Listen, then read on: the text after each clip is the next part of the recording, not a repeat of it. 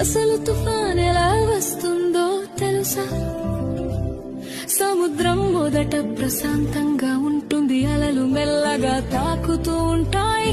కానీ సూర్యుడు బాగా వేడెక్కితే సముద్రపు నీరు కూడా వేడిగా మారుతుంది. ఆ వేడి నీటి మీద ఉన్న గాలి కూడా వేడి అవుతుంది. పైకి ఎగురుతుంది, గాలి పైకి ఎగినప్పుడు కింద ఖాళీ అవుతుంది.